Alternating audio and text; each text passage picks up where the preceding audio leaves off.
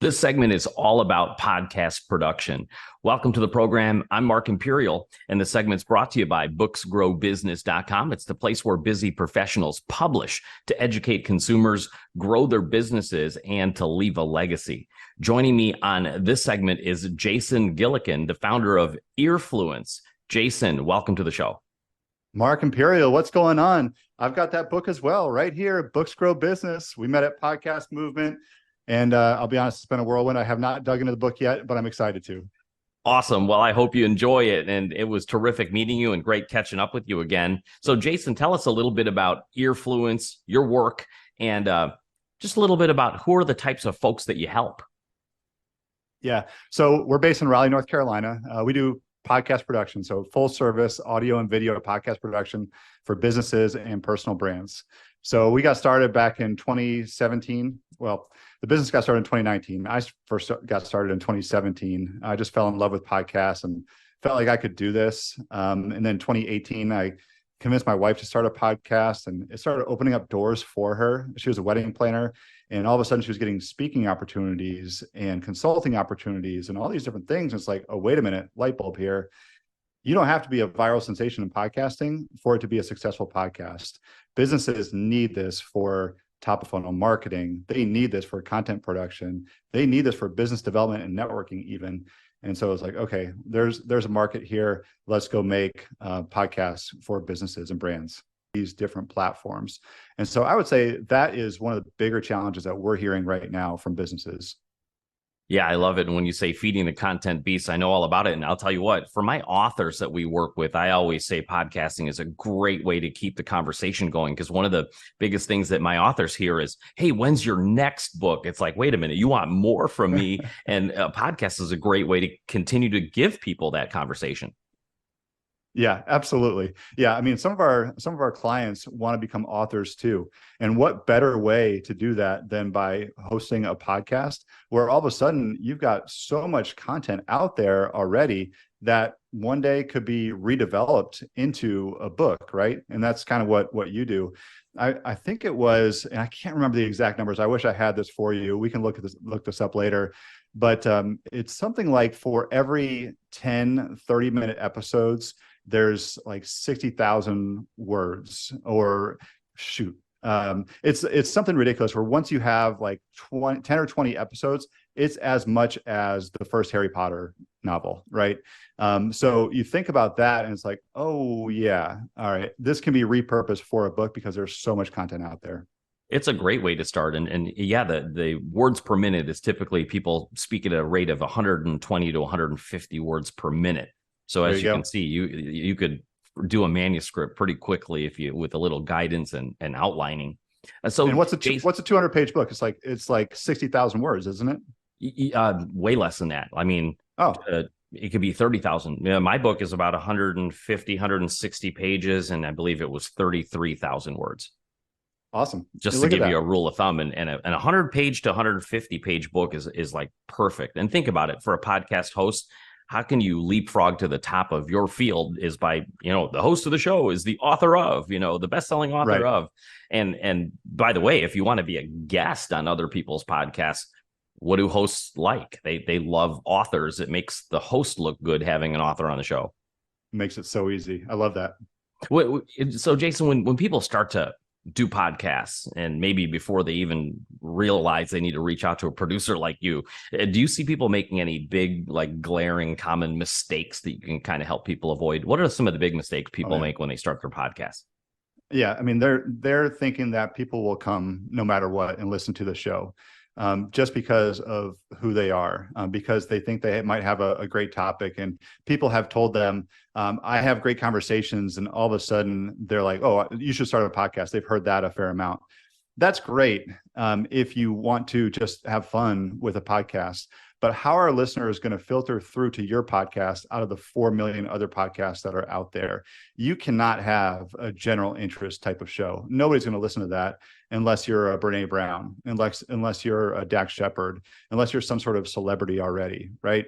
So you've got to have that purple cow. Like, what is the reason? What is the difference of this podcast out of the 4 million other podcasts that are out there? Why should anybody care about this one? So that's the biggest mistake that I see is it's just a general interest podcast rather than figuring out why should anybody care about this. I love it. Yeah. Specialization and really being able to stand out and niche down is really what attracts people's attention.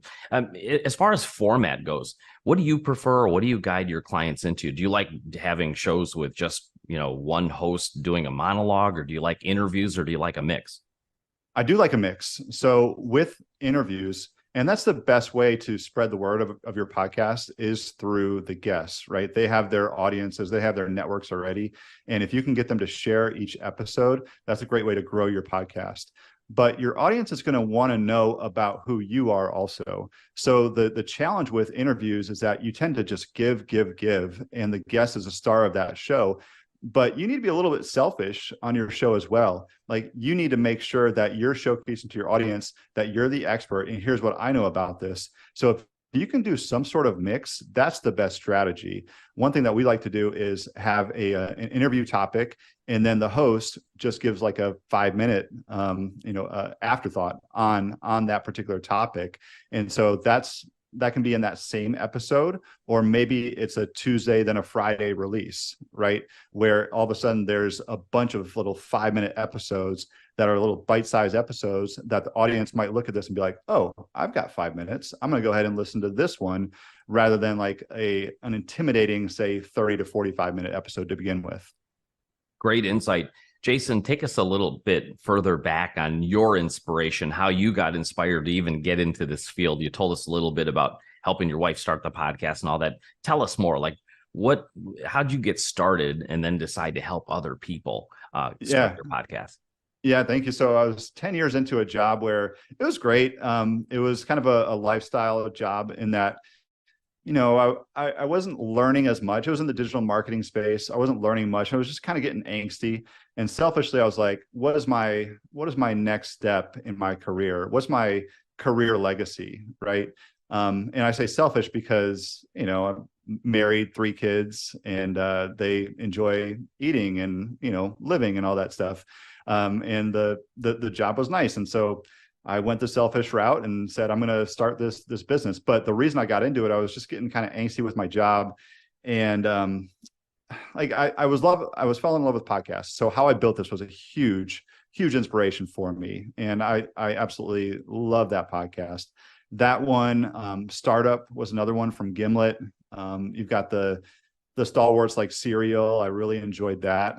And so it was seeing these and realizing it was in the beginning of podcasting. Even though podcasting had been around for a while, it wasn't developed into a business yet. And so I thought, okay, here's something that I could do in helping other businesses to start with this new type of media.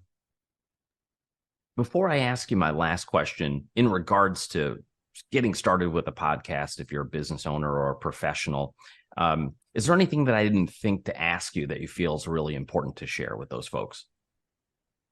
Yeah, I mean, we talked about making sure that you have some sort of strategy in filtering through. The one of the tricks to podcasting is that it can be so great from a business development standpoint. And what I mean by that is we've got one client who is a law firm, and even before they launched their podcast, they were simply reaching out to potential guests saying, hey, would you like to come on our new podcast that's coming out? And that guest actually said no, which is rare. But that conversation led to a $30,000 piece of business for them. And that just started out from saying, hey, would you like to be a guest on my podcast? It's so much easier to say that versus can I show a demo of my product to you, or can I talk about our services? Because everybody likes to hear themselves talk. And so if you can look at that from a business development and networking standpoint, rather than I've got to be a viral sensation with this podcast, you're already winning when it comes to business podcasting. That's sage advice. And, what could be better than getting a $30,000 deal from somebody that said no to you? Right. Exactly. That's amazing. So, Jason, for folks listening right now that are really resonating and saying, well, I'm on fire now with these ideas and would love to speak with you, how can they find you, connect with you, and learn more? Yeah, so a few different ways, and thank you for asking. Earfluence.com, so EARFLUENCE.com. You can follow us on any social media platform at Earfluence Media. And if you want to connect with me on LinkedIn, I'm always open. I'm Jason Gillikin. Jason, this has been terrific. I appreciate it. It was really terrific meeting you at Podcast Movement, and I'm really happy to catch up with you today. I wish you continued success for you, for Earfluence, and for all of your clients. Thanks, Mark. I appreciate it. I'm excited to dig into the book also. Awesome. Hey, that was Jason Gillikin. He's the founder of Earfluence. And this segment's been brought to you by booksgrowbusiness.com. It's the place where busy professionals publish to educate consumers, grow their businesses, and to leave a legacy. That's all for now. I'm Mark Imperial, and thanks for joining me.